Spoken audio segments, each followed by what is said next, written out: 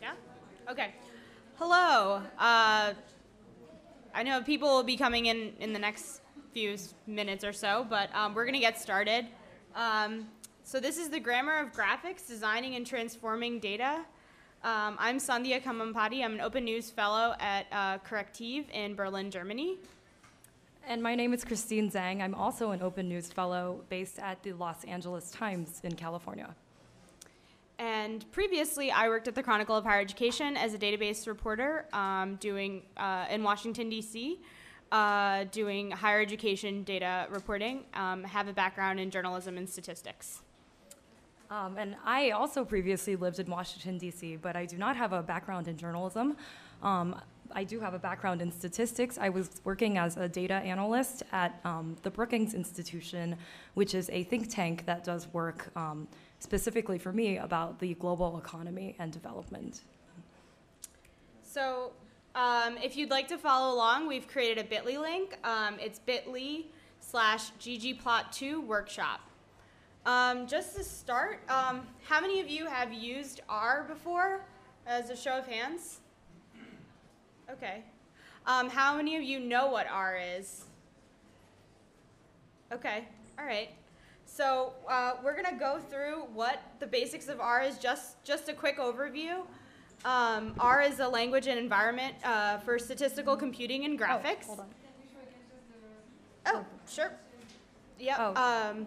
Yeah, when you click on the link, it'll take you to a web page, and what you can do is download all of the files, download it as a zip or something, and open up the file with the HTML extension, which will open up this presentation in your web browser. Okay. Sorry about that. You guys good on the? Okay. So R is used for statistical computing and graphics, and ggplot2 is a data visualization package for R. It's developed by Hadley Wickham, and it, as you can see by the name of our talk, Grammar of Graphics, the two G's, one is a grammar and the other is graphics. It provides a organizing philosophy for building graphs and a structured approach to graphing. And so Christine's going to explain more about that philosophy. Right. So just as literary grammar in languages provides a structural framework for writing sentences and speaking, the grammar of graphics, we would like to think, provides an organizing structure for visualizing data. And so here you can see the fundamental elements of every ggplot2 graphic. And really, these are the fundamental building blocks of every, or I would say most, data visualizations that you would make. Like first, you want to specify the data that you're using. What is the raw data that you want to be put on the graph? Second are aesthetics, like mapping. Which variable, if you have two axes, which one do you want to be on the horizontal x-axis, and which one do you want to be on the vertical y-axis? Do you want the color, the size, or the position to be related to some other variable, or do you want, all the colors to be blue, things like that? Then third, geometries. So these are, what are the geometric shapes that you want the data to be represented by? Do you want them to be dots, points, curves, lines, bars? We'll go through all that later. And finally, the statistical transformations that you make for the data. So I realize that a lot of you don't have your laptops right now with you, in front of you, but when you go home, or if you're interested in installing ggplot2, it's very simple. Once you have the most recent version of R first, then you can just do install packages ggplot2 and load the library ggplot2 using the code that we have put here. So for this presentation, we're going to go through a simple data set, the US states data, that comes in ggplot2. And so what we've done here is basically just taken the data and transformed it into a tabular format so that we can just see what data we're looking at right now. This is not ggplot2 code. It's actually just our code that we have written here. And it just is saying that you load this data and name the column names and bring in the data in a tabular format. So the data we're going to be looking at is US Census Bureau data, population, income, illiteracy, life expectancy, murder, and high school graduation rates. We won't be looking at all of them, but those are some of the data sets that are in here. So Christine is going to walk you through how to plot your data in QuickPlot. Right. So if you want to quickly just draw one variable against the other without writing too much code, ggplot2 has a nice feature called qplot, which stands for quick plot. So this one line of code here, if you copy and paste it into R and you run it, it will create a scatter plot of income against life expectancy. And then on the next slide, you can even add a title by specifying main. So like with just one line of code, you can create this simple graph. So now we're going to go through the basic features of ggplot2. We're going to go through scatter plots, line graphs, and bar graphs. But before we start, does anyone have any questions so far? Okay. So for a scatter plot, so I'm going to walk you through, for the first example, I'll walk you through each line of code. So we will start by saying ggplot to specify to R that you're using ggplot. And data equals states data, so that's our data set that we're pointing to. Aesthetics is AES, and that's telling ggplot what the X and Y axis are going to be. So X is income and Y is, yes? Oh, sorry, what is the file format for the data set? Is it a JSON file or a CSV file? It is actually preloaded in ggplot2, so you just have to,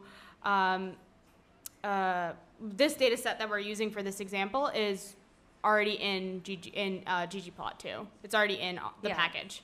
The format is an R data file. So if you want it to become a CSV file, you can export it to CSV, but it's a native file to R that can be loaded from within the package itself. You can also import CSV files or other types of files into R. Yeah. Okay, and so to continue with the ggplot scatter plot, you would, after aesthetics, you would add in geom point, so that's saying geometry, and you're asking it to put points on the graph. And then we're going to give it a title, income versus life expectancy, because we want to see what that data looks like. So that would produce this chart. Yes, and you'll notice this is actually the same exact graph as the qplot one with many more lines of code, but this is utilizing the full grammar of graphics, like first the data, then the aesthetics, then the geometry and stuff. And it's more powerful, as you'll see later on in the presentation. Yeah. And so another thing that I want to mention is that with ggplot, it actually follows a pattern of layers. So you start with the data and aesthetics, geom point, and so now we want to look at, we want to change this graph that I've shown before from 3,000 at the x-axis to 1,000, to start at 1,000. So you would change that to scale continuous 1,000. And that's basically telling ggplot to start the scale at 1,000.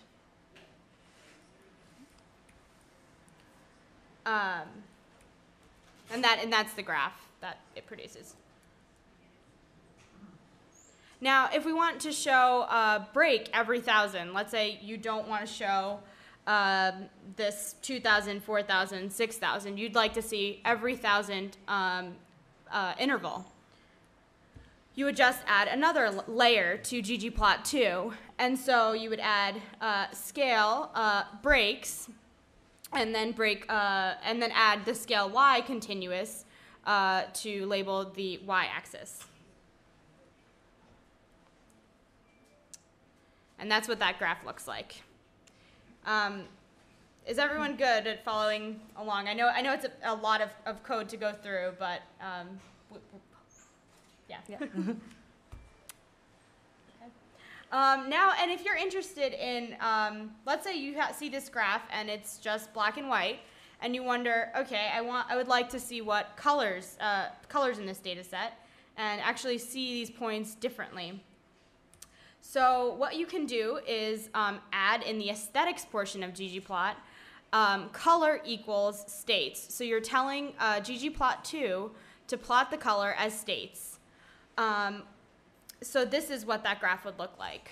And the feature of color actually produces the legend on the side automatically. But as you can see, labeling 50 different states, 50 different colors is a bit much. So you probably wouldn't want to use this graph for a data visualization. Yeah. Okay, so that was scatter plots. Now the second type of graph is a line graph. So a line, just like a scatter, is a type of geometry. So in order to create a line graph, we just add another layer called geom line. So once we specify that element, that creates a line that connects all of the points. So as you can see, this is very zigzagged.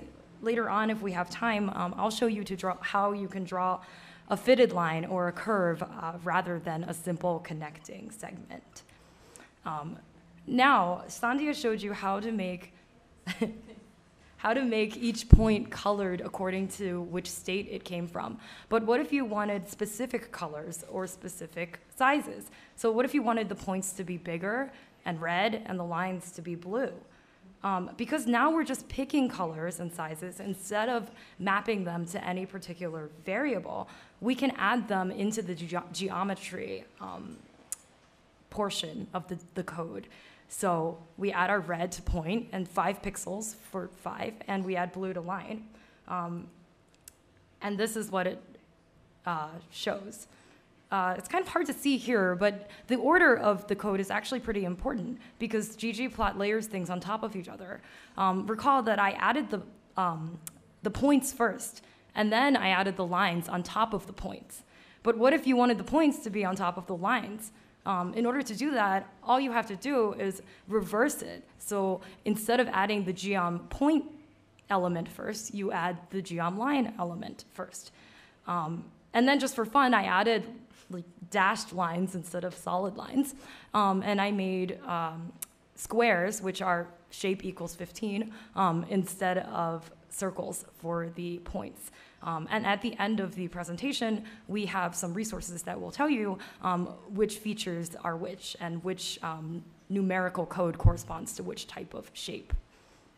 So this will create this. It'll add squares, and I promise you, they are definitely on top of the lines and not underneath, even if it's hard to see.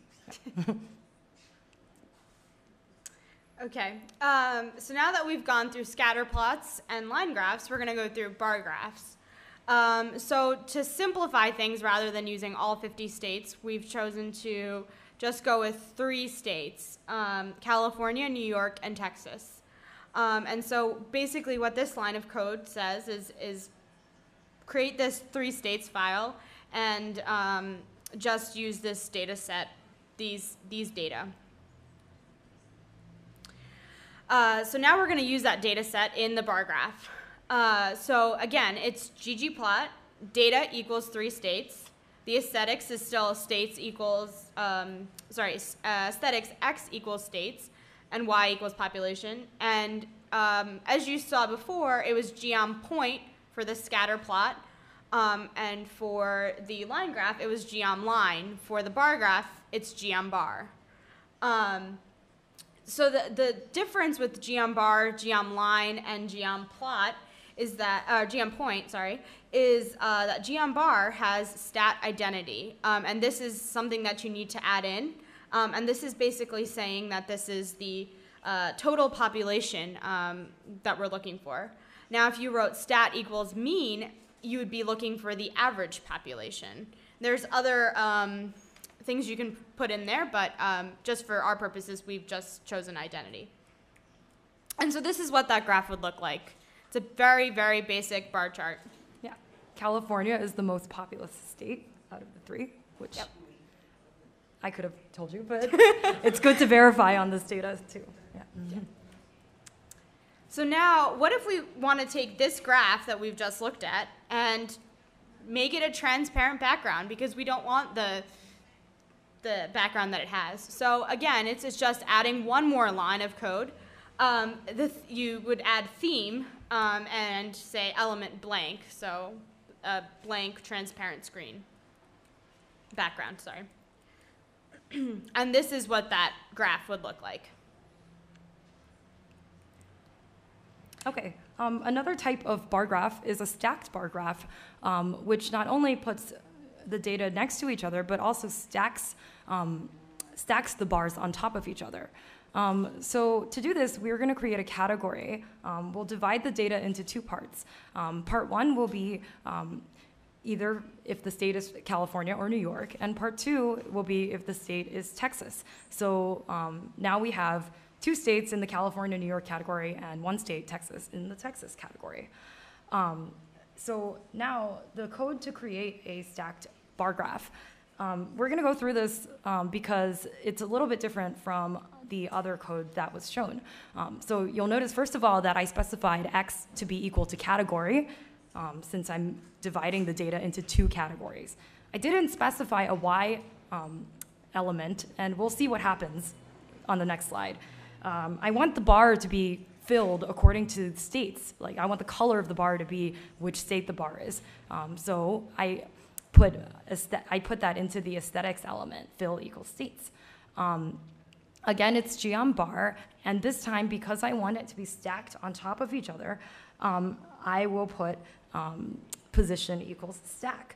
So that makes sure the states are stacked according to the category. So we'll see on the next slide that this is what that looks like. Again, the legend is created automatically, which is a nice feature. And it's not super interesting, but you'll notice on the y-axis, because I didn't specify a y variable, it just by default plots the count. Well, we already know that there's two states in the first category, California and New York, and one state in the second category, Texas. So this just tells us that there are 3 states in our entire data set. So let's put a variable on the y-axis to make things a little bit more interesting. Let's put illiteracy on the y-axis. So I want to see, what illiteracy rate, the percentage of the population that is illiterate. I want to see how that compares between the two categories. So now I've specified a y element. And as Sandhya mentioned, with bar graphs, when a y-axis variable is specified, I must also specify a statistical transformation. So I actually don't want to make any statistical transformations. I just want to plot the illiteracy rate for the two categories. So again, that's stack equals identity. And here, it's much more interesting, or at least it tells some sort of story. I can see that California and New York taken together have an illiteracy rate of about 2.5%, and Texas alone has an illiteracy rate of a little bit over 2%. So, if I were to tell a story, I would say that Texas by itself has an illiteracy rate of almost as much as the other 2 states put together. So, what is going on there? Keep in mind that this is an old data set and just an example. I think it's from 1975. So, maybe the reading and writing capabilities of Texas have improved since then, or or things might just be different. But it's still an interesting story to explore nonetheless. So before we head on to more advanced features, does anyone have any questions about the bar graph, the scatter plot, or the line graph? Okay. All right. Well then, we're going to go on to some of these advanced features of ggplot2. So we're going to talk about faceting, fitted lines, and text labels. Does anyone know what faceting is by chance? Okay, yes? Oh, okay, okay, all right. That's okay, because that's why you're here, to learn what faceting is, and I'm here to teach you. So faceting allows you to split up your data by 1 or 2 variables. And so we're gonna go through just one of the faceting features, facet grid. And facet grid places 1 or 2 variables in either vertical or horizontal directions. So basically, if we wanted to look at population under 2 million, I know it says here 2,000, in thousands, so 2 million. So we wanted to just look at population under 2,000 and population above 2,000 for states. So basically, you would just load the data in using this line of code. And with ggplot, it's again the same, data equals states.data. The aesthetics would be the income on the x-axis and life expectancy on the y-axis, and geom point as the points. And we're going to add this facet grid so that it's separated the population under 2,000 and above 2,000. And so this is what that graph is going to look like. So that initial code that we actually had seen at the beginning, scatter plot that I'd shown you, we just added that one line facet grid, and it created 2 separate graphs. So it's just that simple. Now, what if we want to draw a fitted line? Christine will walk you through that. Yeah, so before we had just drawn a zigzag line to connect the points, but usually people are interested, if I have life expectancy and income, I'm interested in a fitted curve through these points. What's the, if we want, what's the relationship between these 2 variables? Can we fit some sort of linear model on it? And so in order to do this, a fitted curve is a statistical transformation. So I have to add a statistics element to my existing code. This particular one is fitting a smooth line, so it's called stat smooth. And the default is to fit a smoothed curve.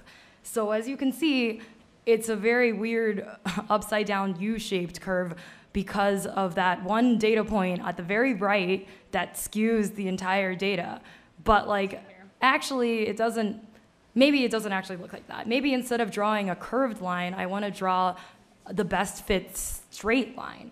So in order to do this, as I mentioned, it's a linear model. So I specify method equals LM to make sure that the curve is not curved at all, but rather straight. And the next graph shows what that looks like. And just so you know, the gray bars are the confidence intervals around the prediction points.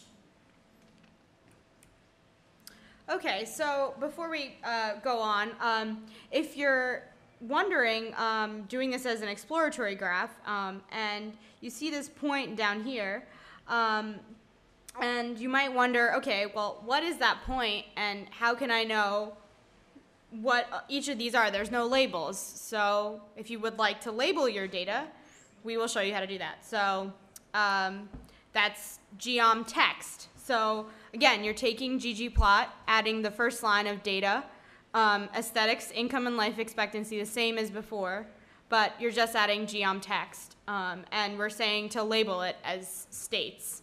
Now, it would come out like this. So this is probably something you wouldn't want to run, I guess, in print or in online. I think it's more of an exploratory graph. As you can see, there's clusters of states, and you can barely read some of them. But that point out on the side was Alaska. So I think if you were interested in understanding your data more, this is very useful. So does anyone have any questions about these 3 features right now?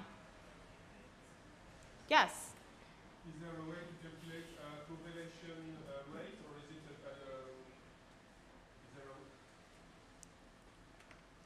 there a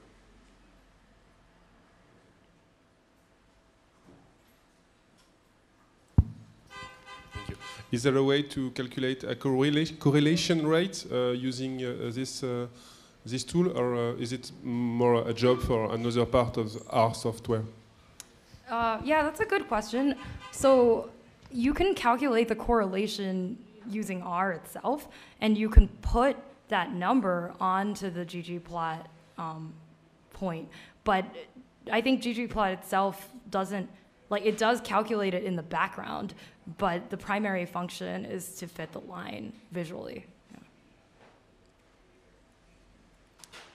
Right. So just to recap now, as we talked about earlier, the philosophy of ggplot2 relies on a few basic elements. Data, the raw data you want to plot. So that's the first line that we've shown in each graph. Aesthetics, including mapping which variables on the x-axis or the y-axis. Geometries, geometric shapes that represent the data. And finally, statistical transformations. And so I think this is helpful when thinking about what type of data you want to visualize and how to visualize it, and different types of features you want to add on to the data. It's really helpful to think about it in these 4 categories. Not only because it helps you when you write code in ggplot2, but it also forces you to think about your data and what exactly you want to visualize and how you want to structure it. And it helps you also think about the different layers that are involved in your data. So you'll see that there's, if you are concerned more about fixing the aesthetics of the data or aesthetics of your graph, you can work more on that or add more features to that, or really spend more time on doing the statistical transformations using ggplot2. So here's a few resources we've included in our slide. We've also included this in our bit.ly link. So, I mean, if you'd like to use these, they're great. The cheat sheet, I actually have that printed out. I highly recommend that cheat sheet.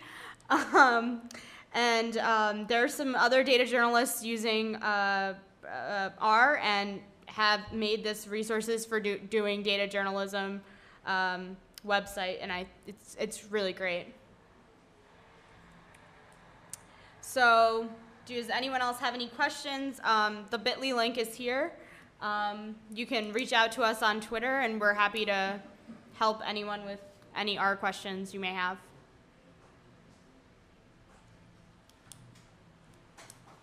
Yeah?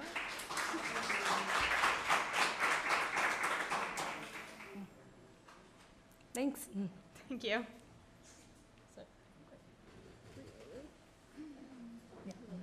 For visualizing data. And so here you can see the fundamental elements of every ggplot2 graphic. And really, these are the fundamental building blocks of every, or I would say most, data visualizations that you would make.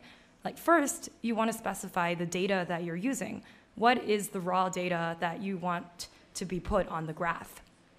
Second are aesthetics, like mapping. Which variable, if you have 2 axes, which one do you want to be on the horizontal x-axis, and which one do you want to be on the vertical y-axis? Do you want the color, the size, or the position to be related to some other variable, or do you want, all the colors to be blue, things like that?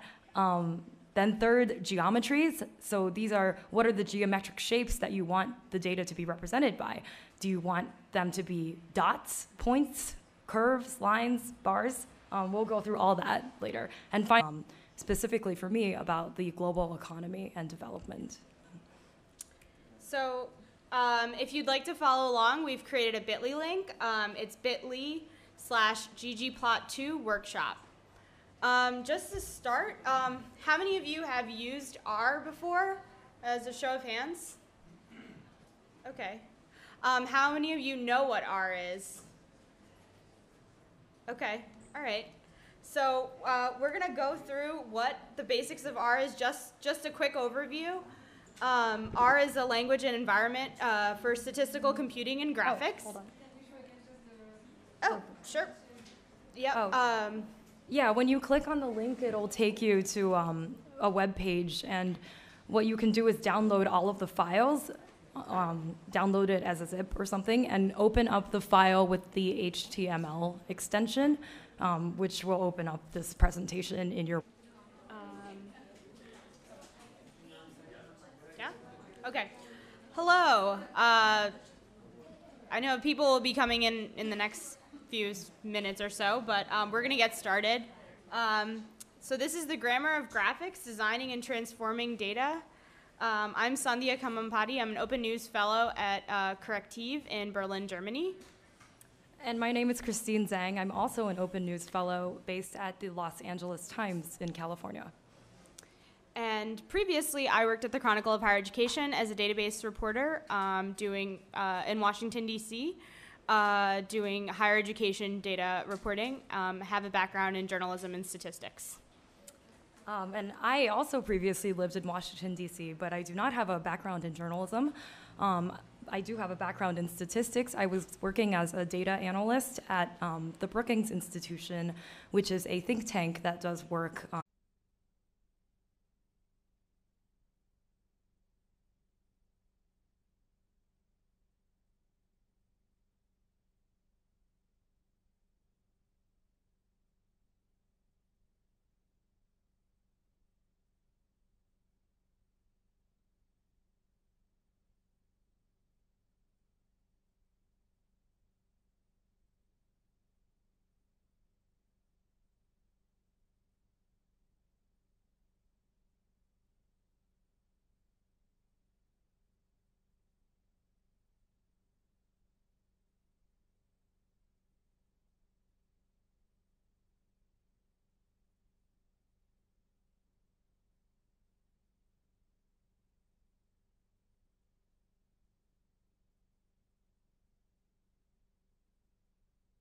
All right.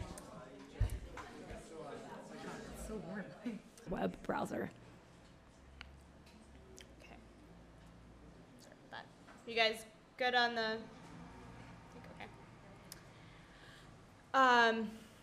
So R is used for statistical computing and graphics, and ggplot 2 is a data visualization package for R. It's developed by Hadley Wickham, and it, as you can see by the name of our talk, Grammar of Graphics, the two G's, one is a grammar and the other is graphics. It provides a organizing philosophy for building graphs and a structured approach to graphing. And so Christine's going to explain more about that philosophy. Right. So just as literary grammar in languages provides a structural framework for writing sentences and speaking, the grammar of graphics, we would like to think, provides an organizing structure